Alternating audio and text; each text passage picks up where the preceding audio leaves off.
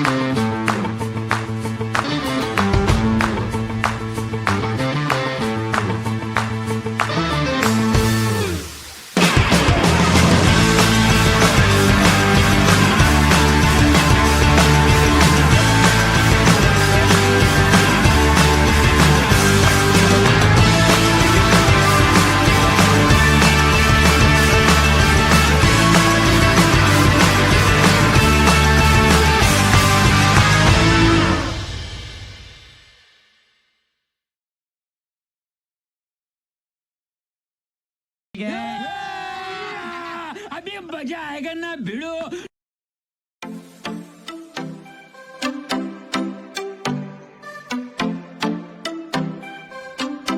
जय हिंद दोस्तों, journey of Himalayas में आपका स्वागत है। दोस्तों, ये महीना था अक्टूबर 2025 का और हम एक बार फिर से निकल पड़े थे एक लंबी हिमालयन जर्नी पे। इस बार हम जा रहे थे दिल्ली से चितकुल, जो है हिमाचल की किन्नौर डिस्ट्रिक्ट में। और इस जर्नी ने हमारा स्वागत किया था सुबह सुबह इस जाम के साथ। सैटरडे वैसे तो वीकेंड में आता है, सुबह 6 बजे भी ऐसे जाम लग जाते हैं वीकेंड पे, बताइए। दिल्ली जैसी मेट्रो सिटी में रहने के साइड इफेक्ट्स। अब सामने हमें दिख रहे थे दिल्ली के पहाड़। इन पे बर्फ नहीं पड़ती, दिल्ली का कचरा जमा होता है।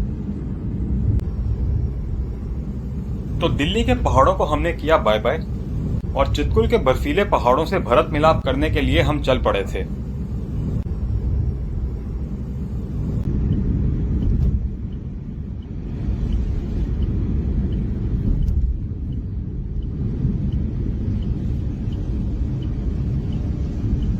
बस इस फ्लाईओवर से नीचे लेफ्ट लेते ही हाईवे आ जाता है।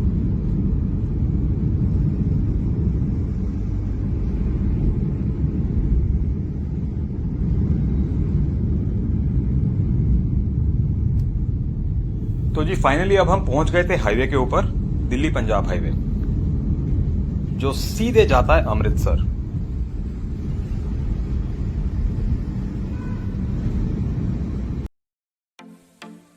हाईवे पे करीब 1 घंटा चलने के बाद हम पहुंच गए थे मूर्थल।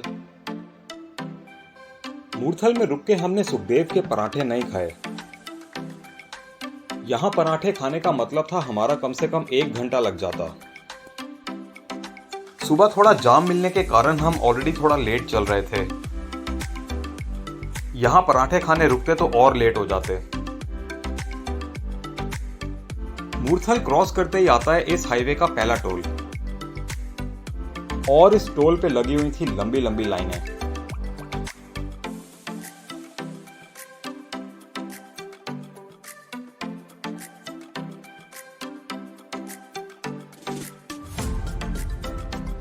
जब भी इस हाईवे पे आता हूँ बाइकर्स ग्रुप हमेशा दिखता है। दिखेगा क्यों नहीं, लेह लद्दाख का रास्ता इसी हाईवे से जाता है।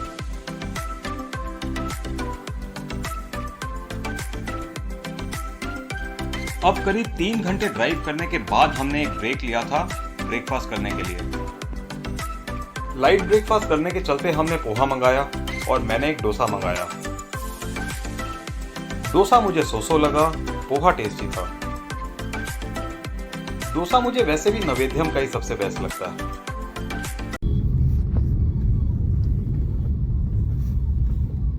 तो ब्रेकफास्ट करने के बाद हमने अपनी जर्नी दोबारा स्टार्ट कर दी थी और हम पहुंच गए थे इस हाईवे के दूसरे टोल पे। इस टोल पे टचवुड हमें कोई जाम नहीं मिला। पिछला टोल पार करने में तो हमें कम से कम 20-25 मिनट लग गए थे। चाहता तो यही था कि बस आगे कोई जाम ना मिले।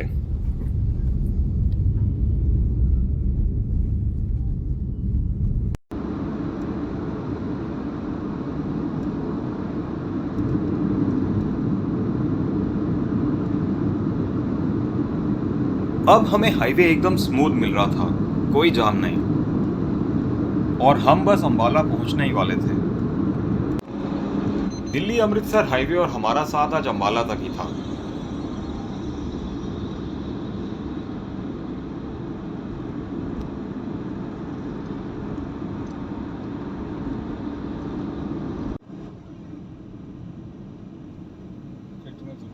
अंबाला आते ही जहां आपको हाईवे के ऊपर ये धनुष दिखाई दे जाए,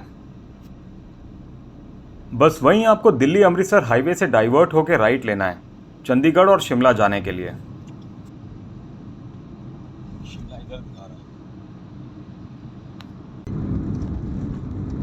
अब हमने चंडीगढ़ और शिमला जाने के लिए राइट ले लिया था। ये हाईवे मेन हाईवे जितना चौड़ा नहीं था, पर सड़क काफी अच्छी थी। इस हाईवे पे चंडीगढ़ से पहले एक और राइट लेना पड़ता है मोहाली के लिए।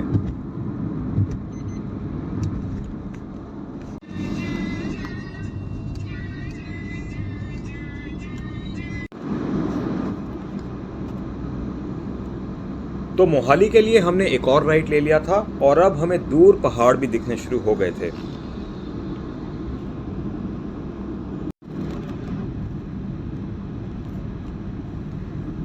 मोहाली जाने वाला ये रास्ता सीधा शिमला जाता है और इस हाईवे पे आ गया था एक और टोल। ये आज का हमारा 5वां टोल था।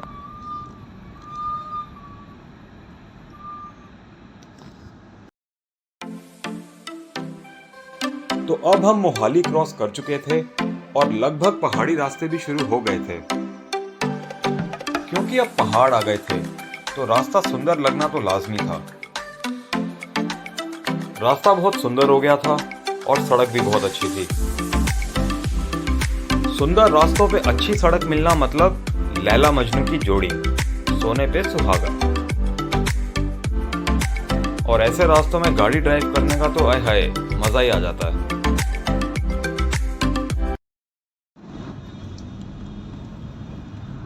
तो करीब 7 घंटे की ड्राइव के बाद अब हम एंटर हो गए थे हिमाचल में।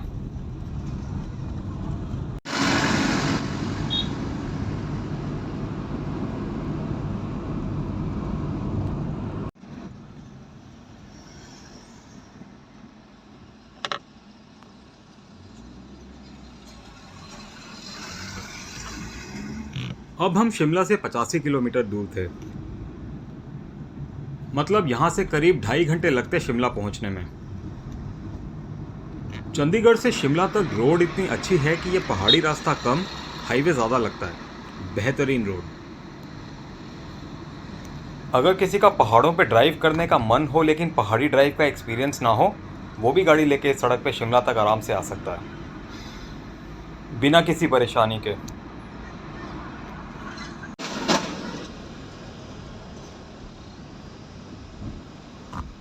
तो यहाँ एक और टोल गेट बन के तैयार हो गया था। मतलब अगली बार शिमला आएंगे तो यहाँ पे भी टोल कटाना पड़ेगा। खैर सड़क भी तो अच्छी मिलती है।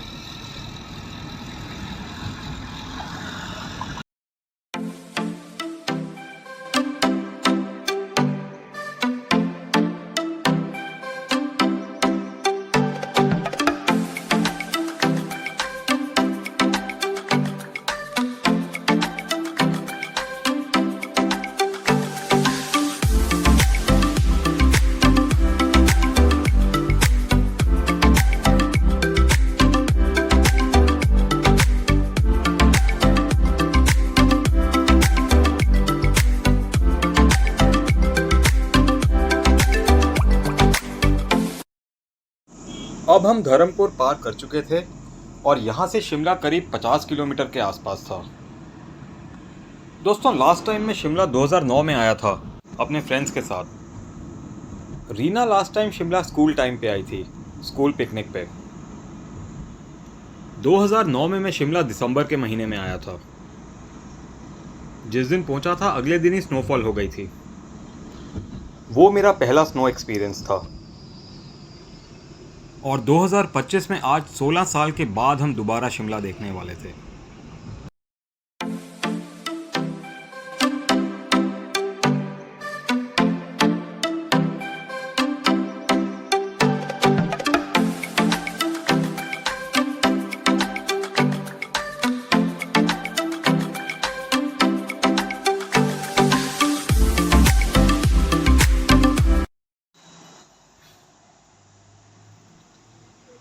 अब शिमला से थोड़ा पहले हमने एक लंच ब्रेक लिया था। पहाड़ों पे ब्रेकफास्ट लंच वगैरह करने में मुझे हमेशा बहुत मज़ा आता है। पहाड़ों में ज़्यादातर रेस्टोरेंट्स का एम्बियंस अच्छा होता है, सिंपल साफ़ सुथरे रेस्टोरेंट होते हैं। खाना भी अच्छा होता है, सिंपल टेस्टी खाना होता है। क्योंकि आप पहाड़ों पे हैं तो इन रेस्टोरेंट से व्यू तो हमेशा अच्छा दिखता ही है। फिलहाल हमने लंच में फ्राइड राइस मंगाए थे। फ्राइड राइस हमारा फेवरेट है।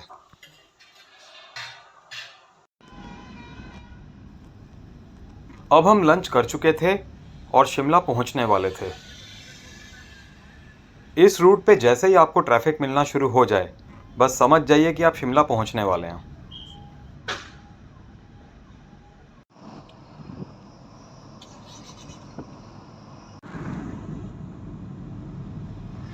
मुस्कुराइए, आप शिमला में हैं। शिमला पहुंचते ही मुझे जॉली LLB 2 मूवी का वो डायलॉग याद आ गया। मुस्कुराइए, आप लखनऊ में हैं। मन ही मन तो हम भी बहुत मुस्कुरा रहे थे, इतने साल बाद शिमला वापस जो आए थे। खैर, आज हमारी मंजिल शिमला नहीं नारकंडा थी, पर नारकंडा पहुंचना अब मुश्किल था।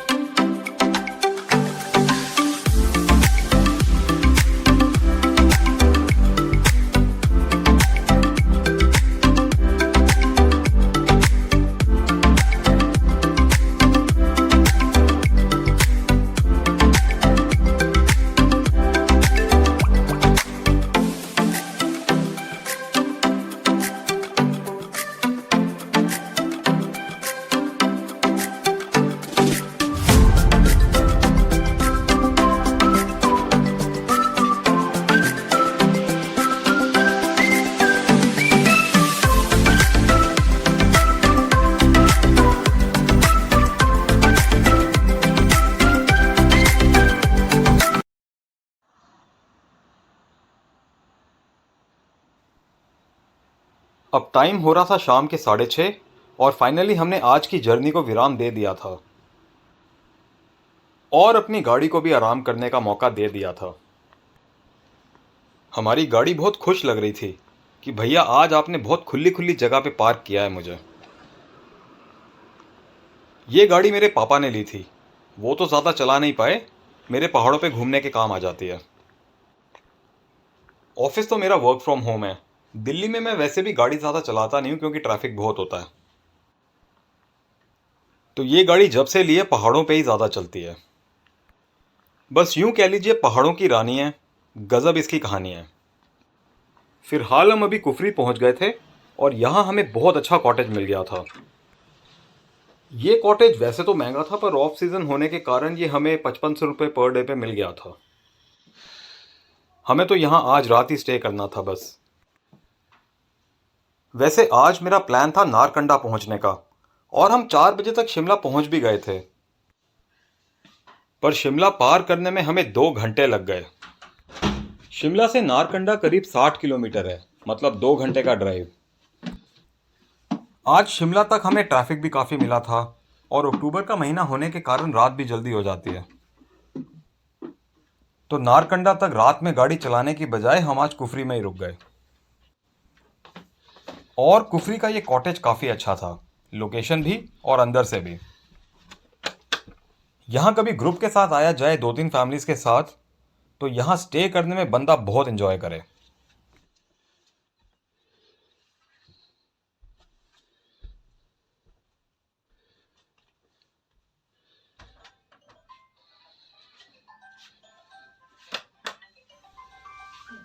इमेजिन करो यहाँ ऊपर बैठ के पहले बियर शेयर पियो और फिर सामने सुंदर से बेड पे पसर जाओ। मजा नहीं लाइफ।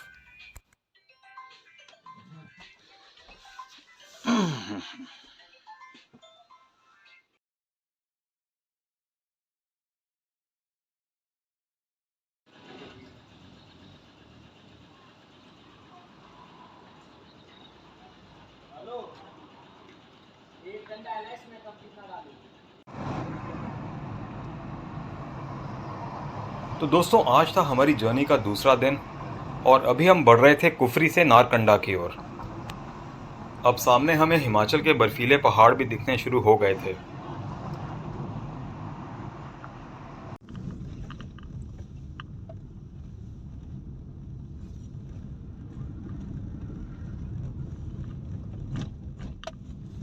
अभी पीछे एक पेट्रोल पंप पे हमें बड़ी यूनिक सी गाड़ी दिखी। हैंडल बाइक का था पर नीचे टायर 4 थे। मेरे अनुसार नीचे बेशक टायर 4 थे, पर क्योंकि ऊपर हैंडल बाइक का था तो ये गाड़ी बाइक ही कहलाएगी। ये यूनिक सी 4 टायर वाली बाइक मैंने हिमाचल के अलावा और कहीं नहीं देखी थी पहले चलती हुई। बाद में गूगल करने पे पता लगा कि ये क्वाड बाइक थे, इन्हें एटीवी भी कहते हैं।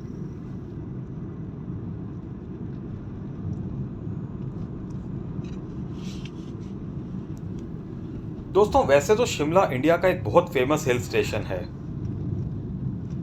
पर साथ में बहुत क्राउडेड भी है। वेकेशन के लिए इस रूट पे मुझे शिमला से बेहतर विकल्प नारकंडा लगता है। नारकंडा में क्राउड कम हो जाता है, व्यूज और बेहतर हो जाते हैं, मार्केट भी अच्छी है नारकंडा की।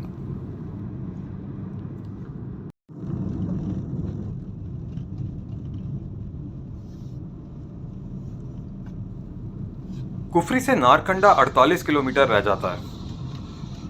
48 किलोमीटर की इस ड्राइव में हमें बीच बीच में काफ़ी स्मूथ रोड और हसीन वादियाँ टाइप्स रास्ते भी मिल रहे थे, लेकिन बीच बीच में कुछ पैचेस ख़राब भी मिल रहे थे, जहाँ रोड भी ख़राब थी और काफ़ी धूल मिट्टी वाले रास्ते थे। चंडीगढ़ से नारकंडा तक ये एक हाईली कमर्शियलाइज्ड रूट है। नारकंडा तक किसी भी पॉइंट पे ऐसा नहीं लगता कि हम सुनसान में गाड़ी चला रहे हैं। यहाँ तक पहाड़ हरे हैं लेकिन आबादी से भरे हैं।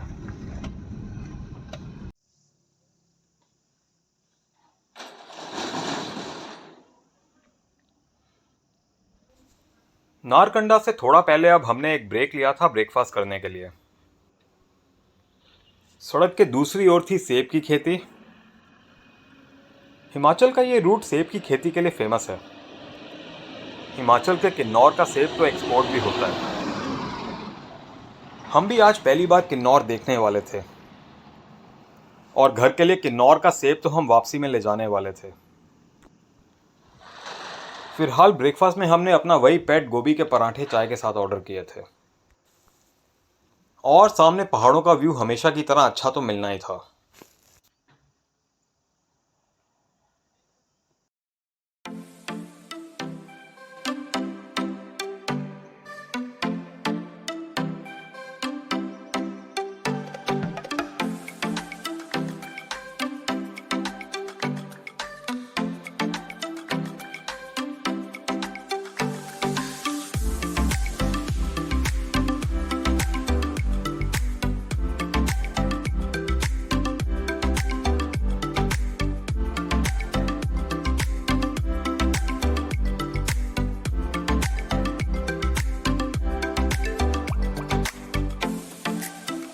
अब हम नारकंडा पार कर चुके थे और बढ़ रहे थे रामपुर बुशहर की ओर। नारकंडा से रामपुर बुशहर 66 किलोमीटर है। नारकंडा क्रॉस करते ही रास्ता घुमावदार हो गया था पर सड़क बहुत अच्छी थी, गाड़ी चलाने में मजा आ रहा था। बर्फीले पहाड़ तो हमें कुफरी के बाद से ही दिखने स्टार्ट हो गए थे।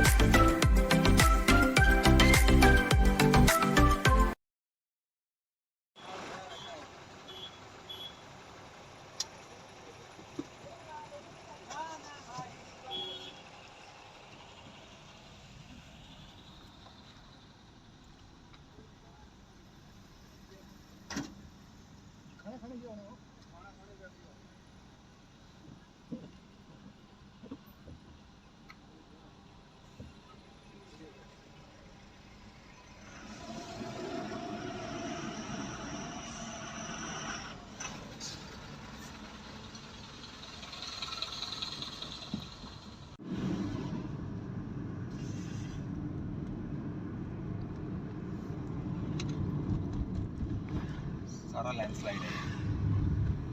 अब हम नारकंडा से नीचे वैली में उतरने वाले थे। नीचे वैली में उतर जाने के बाद सड़क के साथ साथ सतलुज नदी चलना शुरू कर देती है। ऊपर कुफरी और नारकंडा में तो मौसम ठंडा था, पर अब हम थोड़ा नीचे आ गए थे, इसलिए अब हल्की हल्की गर्मी हो गई थी और नीचे वैली में उतर जाने के बाद और भी गर्मी होने वाली थी।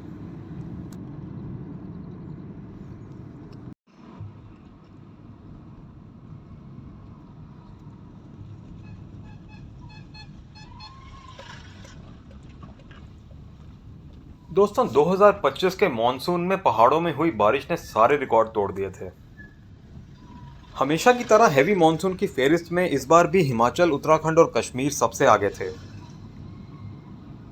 पहाड़ों पे बहुत ज्यादा बारिश होने के कारण सड़कों को बहुत ज्यादा नुकसान पहुंचा था, जिसका असर अभी सड़क के ऊपर साफ नजर आ रहा था। जगह जगह लैंडस्लाइड से सड़क टूटी हुई थी, कई जगह पे तो थी ही नहीं। पहाड़ों पे ओवर डेवलपमेंट करने का रिजल्ट है ये। नेचर और डेवलपमेंट के बीच बैलेंस मेंटेन करना और पहाड़ों की ओर और रिस्पॉन्सिबल होना नीड ऑफ द आवर बनता जा रहा है अब।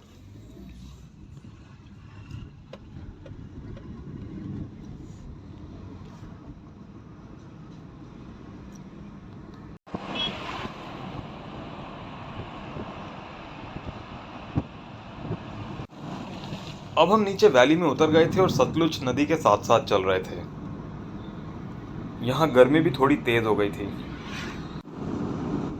सामने नदी के ऑपोजिट साइड हमें दिख रही थी एक बहुत बड़ी फैक्ट्री।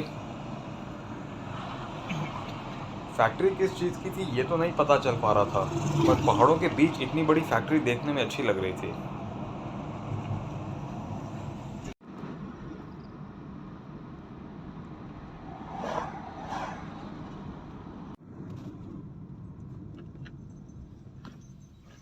अब हम पहुंच गए थे रामपुर बुशहर। रामपुर पहुंच के पहली बार पहाड़ों पे ऑटो चलते हुए दिख रहे थे। पहाड़ों में बर्फ तो बहुत बार देखी थी, आज ऑटो चलता भी देख लिया। इस हिसाब से थोड़े समय में ई रिक्शा भी चलने शुरू हो जाएंगे भाई साहब।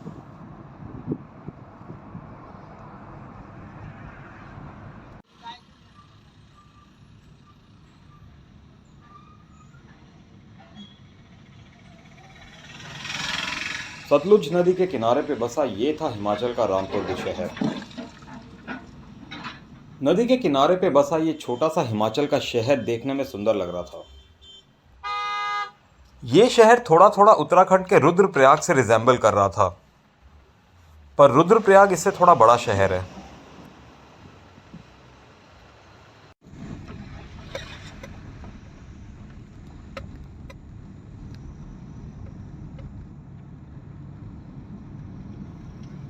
रामपुर पार करते ही अब मेरी एक्साइटमेंट थोड़ी बढ़ गई थी, क्योंकि अब हमारा अगला पड़ाव था हिमाचल का किन्नौर रूट, जो कहलाता है NH5 हिंदुस्तान तिब्बत हाईवे। हिमाचल का एक एडवेंचरस, सीनिक लेकिन खतरनाक रूट, दुनिया की सबसे डेंजरस रोड्स में से एक। इसे क्लिफ हैंगर रूट भी कहते हैं, क्योंकि यहाँ पे बहुत ही नैरो रोड्स हैं which are carved from vertical Himalayan cliffs. यूं समझ लीजिए कि चट्टान की खड़ी दीवार के बीच हाफ टनलिंग करके ये रोड्स बनाई गई हैं। जहां ड्राइव करना काफ़ी रोमांचक साथ में बहुत डेंजरस भी है। बस अब थोड़ी देर में किन्नौर के इस रूट पे पहली बार गाड़ी चलाने की एक अलग ही एक्साइटमेंट थी मुझे। डर और एक्साइटमेंट की ये मिक्स सी फीलिंग मुझे थोड़े गूज़बम्प्स दे रही थी। मैं बस अब जल्दी से किन्नौर पहुंचना चाहता था।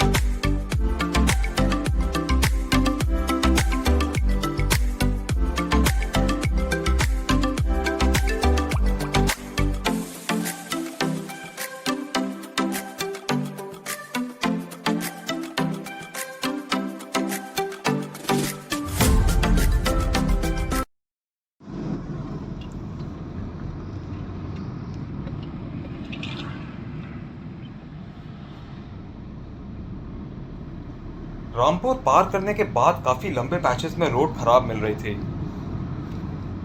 अब जाके रोड थोड़ी अच्छी मिलनी शुरू हुई थी। किन्नौर आने में लेकिन अभी थोड़ा समय था।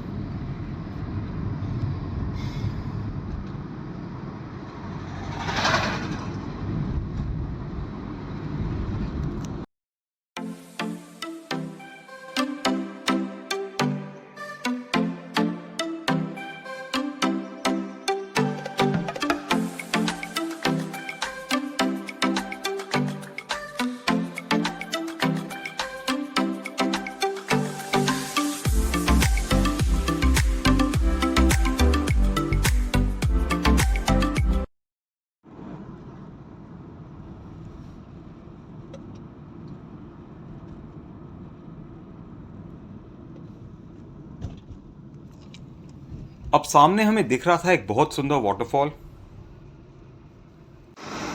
और थोड़ी देर में हमें एक बोर्ड पे कल्पा लिखा हुआ दिखा। कल्पा यहां से 89 किलोमीटर्स दिखा रहा था।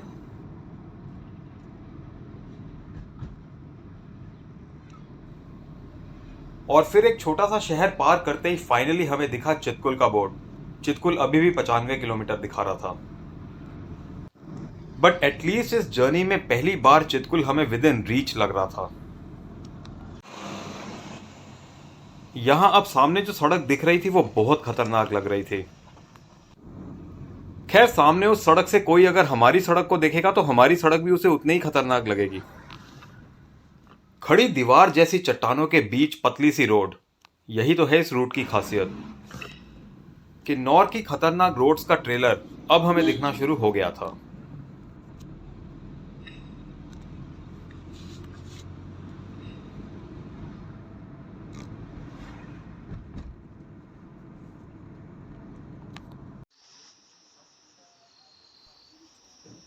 अब किन्नौर से थोड़ा पहले हमने ब्रेक ली थी लंच करने के लिए। ये एक छोटा सा ढाबा था जो एक लोकल आंटी चलाती थी। इन आंटी के हस्बैंड आर्मी में थे और उनकी पोस्टिंग इसी रूट पे आगे चाइना बॉर्डर के पास कहीं हो रखी थी। इन छोटे छोटे पहाड़ी ढाबों में सिंपल और टेस्टी खाना मिलना और हिमालय के सुंदर नज़ारे दिखना हमेशा इनबिल्ट होता है। फिलहाल लंच में मैंने मंगाए थे राजमा चावल, रीना ने मंगाए थे कड़ी चावल और उसके बाद हमने पी एक एक कप चाय। पर आज के इस मुश्किल सफ़र को झेलते झेलते रीना तो अब थक चुकी थी।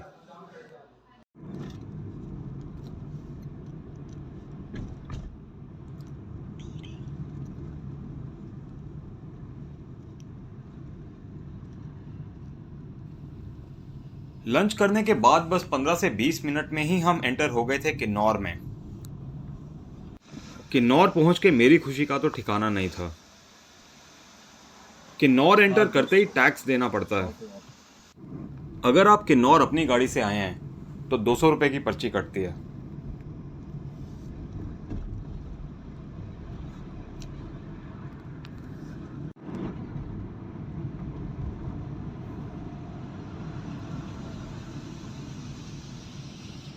और थोड़ी देर बाद आ गया था एक और सुंदर सा वाटरफॉल।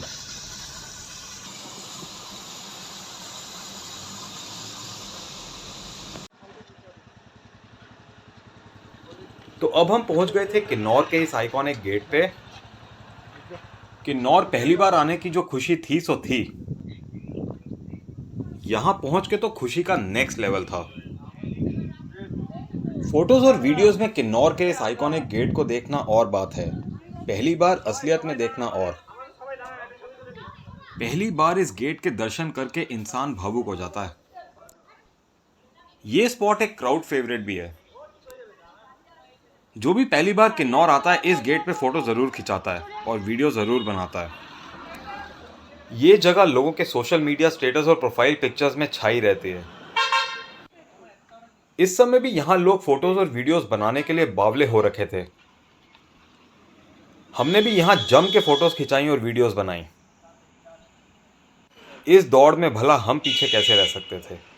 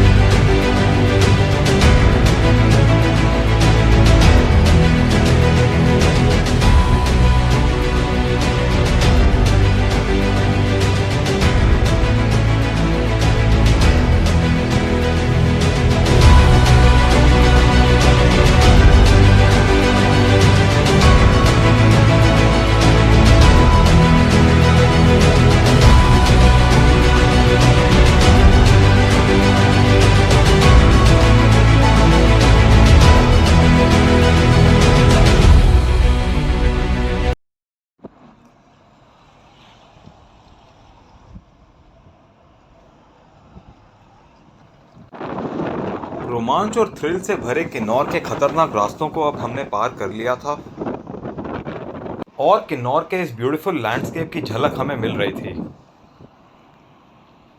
किन्नौर का ये लैंडस्केप मुझे थोड़ा थोड़ा बद्रीनाथ की याद दिला रहा था।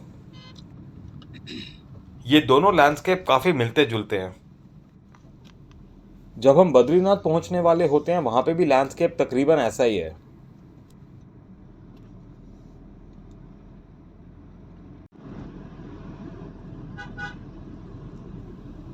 अब रास्ता धीरे धीरे वैली में उतर रहा था और सामने हमें दिख रहा था एक बहुत बड़ा बिजली घर।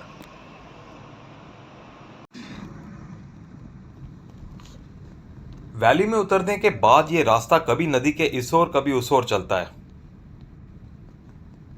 और इसी दौरान एक गाड़ी हमारी गाड़ी से टकराते टकराते बची। सामने से आने वाली गाड़ी के ड्राइवर ने हाई स्पीड में गाड़ी की ब्रेक मारी और गाड़ी ने स्किड मारी। उस गाड़ी वाले को मैंने गुस्से से देखा, लेकिन उसने मुझे कुछ नहीं बोला क्योंकि उसे पता था कि उसकी गलती थी।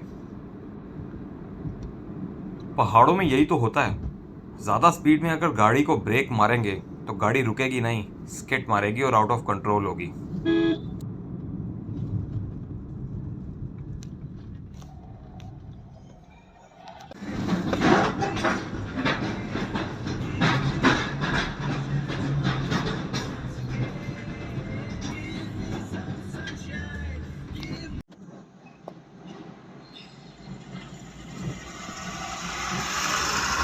एक और आ रही है, एक और आ रही है शायद, और आ रही है। कितनी आ रही हैं?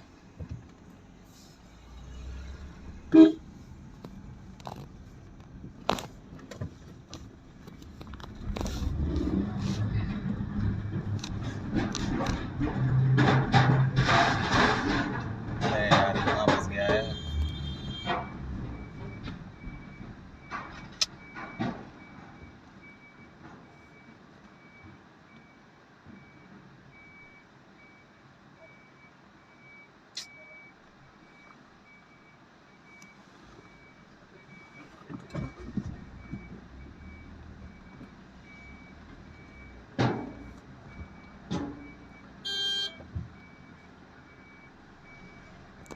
मैं किधर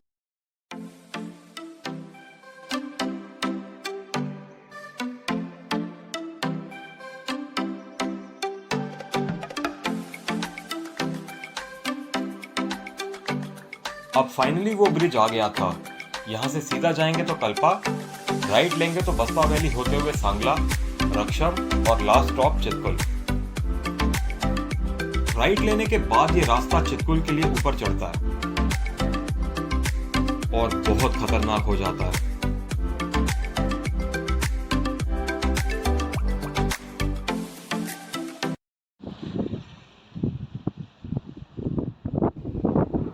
चितकुल के लिए आखिरी और सबसे मुश्किल चढ़ाई चढ़ने से पहले अब हमने एक ब्रेक लिया था इस सुंदर से स्पॉट पे। यहाँ की ठंडी ठंडी हवा, साथ में नदी का ये सुंदर व्यू। आगे की चुनौती भरी ड्राइव से पहले ये एक सूदिंग ब्रीदर था हमारे लिए।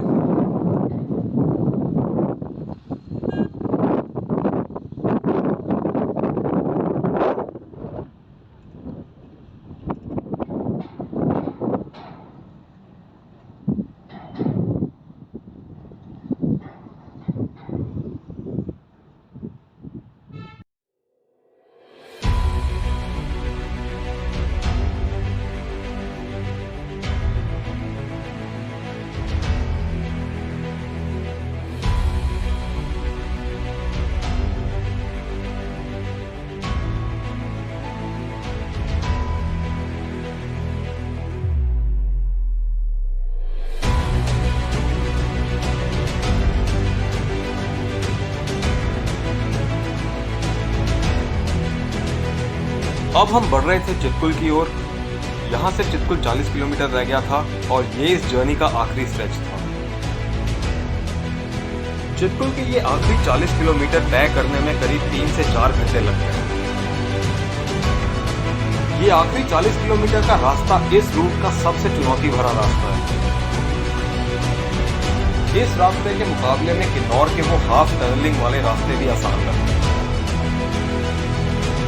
इन रास्तों पे दोनों तरफ से आने जाने वाली गाड़ियों को थोड़ी कोऑर्डिनेशन के साथ चलना पड़ता है। प्रॉपर कटिंग का अनुमान लगाते हुए इन रास्तों पे कभी आप सामने वाले को रास्ता देते हैं, कभी सामने वाला आपको रास्ता देता है। इस रास्ते पे मार्जिन फॉर एरर 0 है, गलती की कोई गुंजाइश नहीं है। रास्ते पतले हैं, चट्टान की खड़ी दीवार जैसे पहाड़ हैं और नीचे गहरी खाई है। ऐसे रास्तों पे गाड़ी चलाने के लिए कंसंट्रेशन, पेशेंस और प्रिसीजन तीनों चाहिए।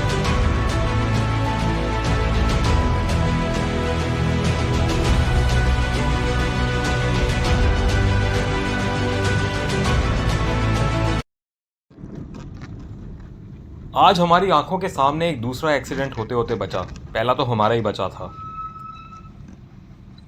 थोड़ा स्टीप रास्ता होने के कारण बाइक संभली नहीं और स्लिप कर गई।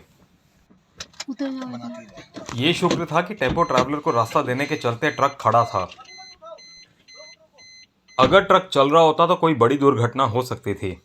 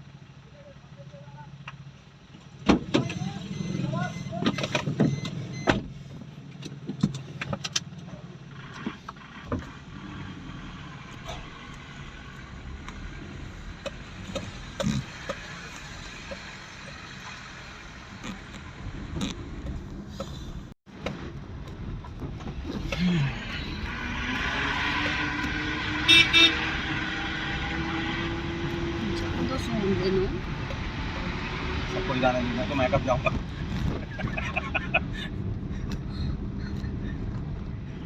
जय माँ शेरावाली। जय मां श्री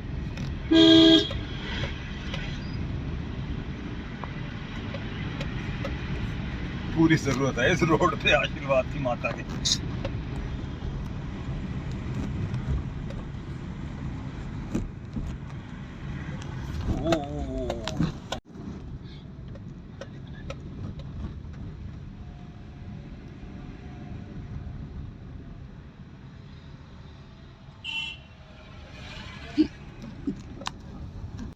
अब बज रहे थे शाम के 6:30 और हम पहुंच गए थे सांगला। यहीं अब हमने स्टे कर लिया था। सांगला से चितकुल करीब 23 किलोमीटर रह जाता है। थोड़ी देर में अंधेरा होने वाला था, काफी थक भी गए थे, तो सोचा ये आखिरी 1-1.25 घंटे का सफर कल सुबह करेंगे। थके हारे इन मुश्किल रास्तों में रात को गाड़ी चलाने का अब मेरा मन नहीं था।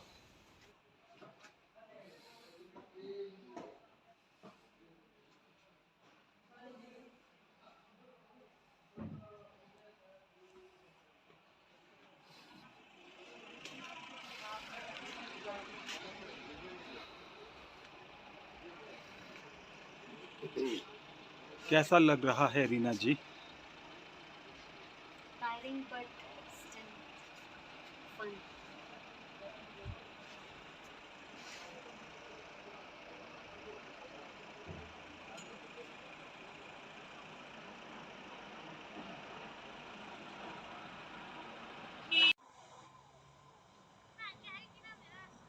और भी जगह लगेगा मतलब इसी पेड़ पे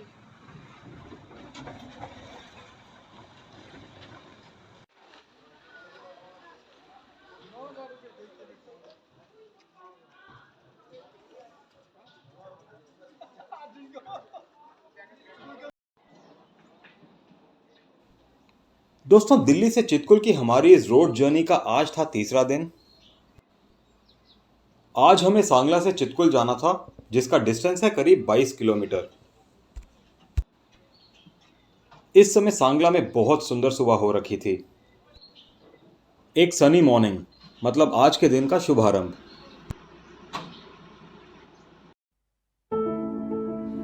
होटल में ब्रेकफास्ट करके हमने अपनी आज की जर्नी स्टार्ट कर दी थी, पर थोड़ी दूर चलते ही आगे लैंडस्लाइड हो रखा था, तो अब हमें सांगला में ही ऊपर गांव में गाड़ी चढ़ानी थी। और गांव में थोड़ी दूर चलने के बाद फिर से नीचे गाड़ी उतारनी थी। गाड़ी ऊपर चढ़ाते समय बस हम यही प्रार्थना कर रहे थे कि सामने से कोई गाड़ी ना आ जाए।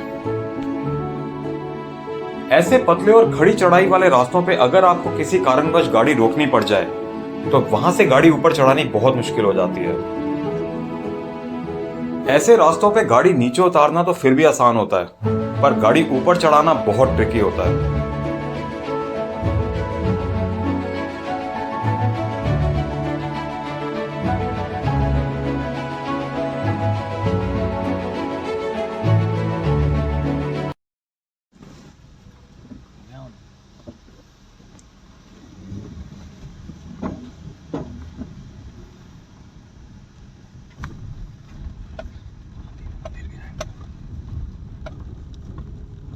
अब हमने सांगला क्रॉस कर लिया था और थोड़ी दूर चलते ही आ गया था एक बहुत सुंदर शिव मंदिर।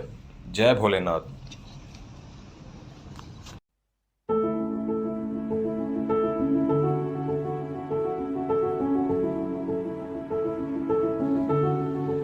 दोस्तों, दिल्ली से चितकुल का टोटल डिस्टेंस है 586 किलोमीटर।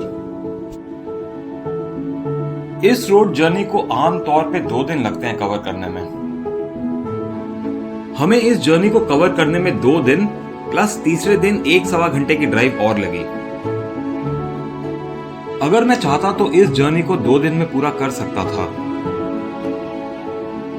पर ये आखिरी 1-1.5 घंटे की ड्राइव कल रात में करने की बजाय ये ड्राइव हम आज सुबह कर रहे थे, जो कि मुझे बिल्कुल ठीक डिसीजन लगा। अगर कल रात को ये ड्राइव अंधेरे में करते तो इन नजारों को मिस कर देते। सांगला से चितकुल के ये सुंदर नजारे मिस करने वाले तो नहीं थे। सांगला से चितकुल का ये रास्ता बहुत सुंदर था।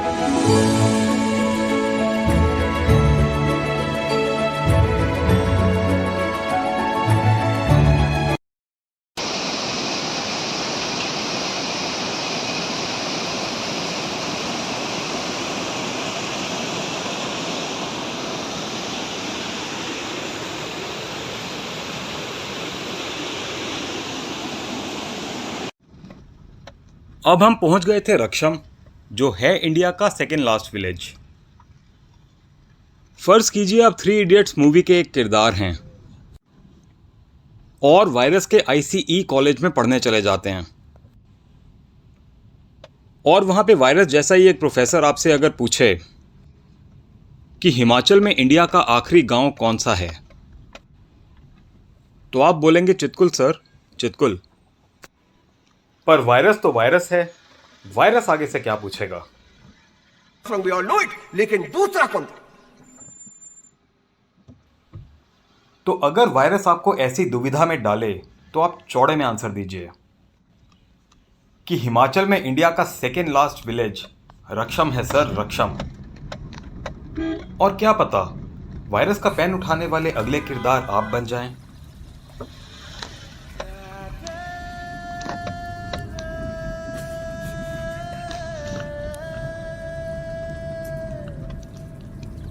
चलो मेरा चश्मा दे दो। दोस्तों, हिमाचल का किन्नौर एक स्टेपिंग स्टोन है बहुत सी आइकॉनिक और ऑफ बीट हिमालयन लोकेशंस पे जाने के लिए, जैसे चितकुल, कल्पा जहां से किन्नौर कैलाश का ट्रेक होता है, काजा। अगर आप लद्दाख जा के बोर हो गए हैं तो आप किन्नौर स्पीति सर्किट भी कर सकते हैं। ये लद्दाख से भी ज्यादा एक्सट्रीम रोड जर्नी है। ये सभी हिमालयन लोकेशंस आने वाले समय में हमारे चैनल पे आपको दिखेंगी। फिलहाल इस समय हम चितकुल पहुंचने वाले थे।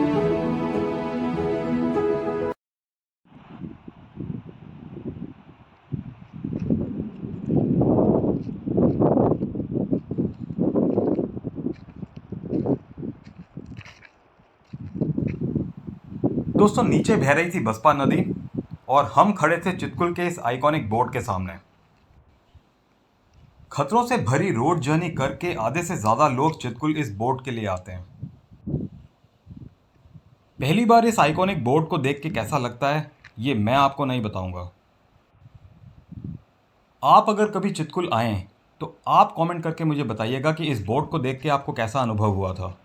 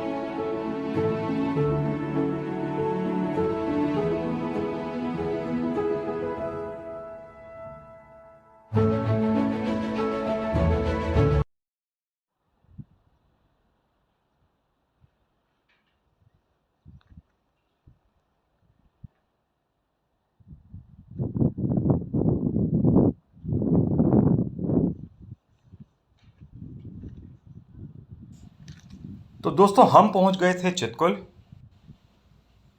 होटल हमने ले लिया था, गाड़ी हमने पार्क कर दी थी और चितकुल एक पोस्ट कार्ड की तरह था, जैसे कोई बहुत सुंदर पेंटिंग हो। हिमालय की ये लोकेशंस इस धरती की सबसे प्रीमियम लोकेशंस हैं और इन लोकेशंस के ये होटल 5 स्टार होटल तो नहीं होते, पर जैसा मैं हमेशा कहता हूँ, these are hotels with a million stars. और ये सभी तारे हमें आज रात दिखने वाले थे। दोस्तों, आई होप ये वीडियो आपको पसंद आया हो। जल्दी लौटूंगा किन्नौर की इस सीरीज के अपने बाकी वीडियोस के साथ, जिसमें हम आपको सैर कराएंगे चितकुल की, फिर जाएंगे चितकुल से यूला खास विलेज और वहां से एक ट्रेक करके आपको दर्शन कराएंगे यूलाकांडा मंदिर के, जो है दुनिया का सबसे ऊंचा कृष्ण मंदिर। तब तक के लिए धन्यवाद। जय हिंद, भारत माता की जय।